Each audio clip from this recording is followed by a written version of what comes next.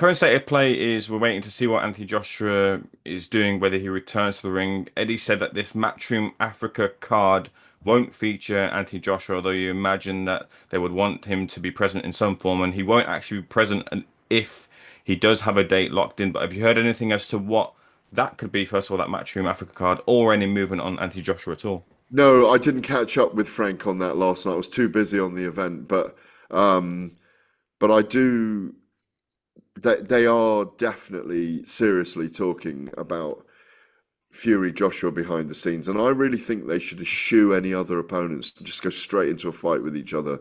I was saying to Frank last night, just chatting ringside to Frank Smith, but isn't there a horrible, horrible history of these things going wrong with a cut eye or an injury out of the fight, or we've waited.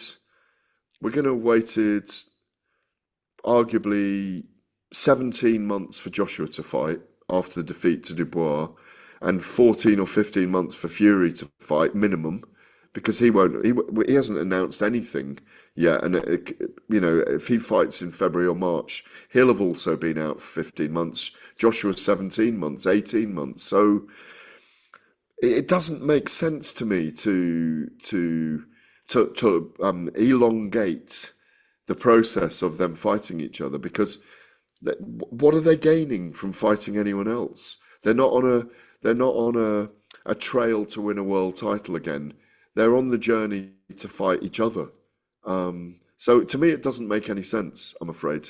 If Joshua was to fight in Africa, though, Ayman, I get it. It makes sense. Him fighting Deontay Wilder in Nigeria, Chaos in Lagos, or fighting, obviously, boxing's now banned in Ghana. But if they went somewhere else in Africa where it worked, then I get it.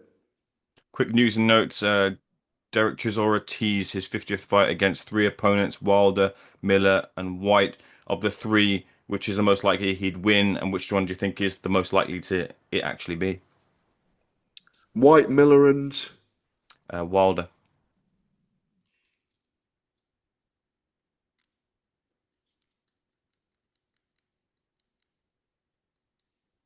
he beats White.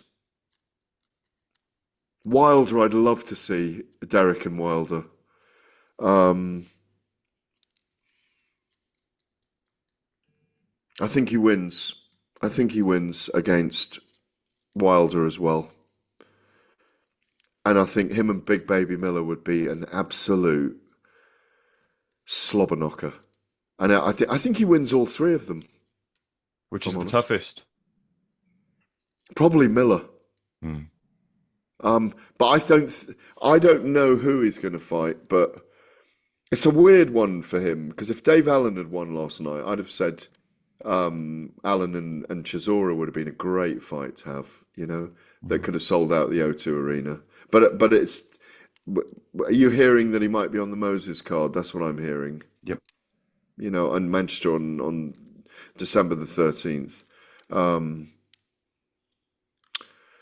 You never know with Derek. He could be throwing us a red herring with those three names, because I'm hearing other people as well, which I can't reveal right now. Okay. Yeah. The Moses, and I know we're doing a short one here, but like the Moses opponent is really important, you know? Hmm. I think it should be another. I heard for a long time it was Zafir Jegba. Um, and when I was out in America at Canelo and Crawford, Charles Martin was putting his name forward. Frank Sanchez I was with on the same day with their agent as well, and obviously Itauma and the Warrens don't go, not necessarily Itauma, but the Warrens don't want to go down the IBF route, and that's why they've not taken the Sanchez fight. But I I I, I wanted them to hurry Moses through at one point, but I've changed my mind about it. I think they should take their time with him, because he hasn't even built an audience yet. And I think that's really important right now, Hmm. to build an audience, and build a following and build a resonance with the British public, because I think he's got all the qualities. I think he's growing. I mean, obviously, he is an incredibly young man, but I think they should really take their time with him. Finally, Gareth, then it'd be fitting to close off with Ricky Hatton. But just before we do, obviously the stars are out in show of their support and admiration for Ricky and his family. But Tyson Fury come under some criticism from the social media for wearing his flashy suit, which we believe is, and I think you know because of your extensive relationship with Tyson, was kind of a nod to Ricky in their Yeah. relationship. But can you just say as to why Tyson wore that suit?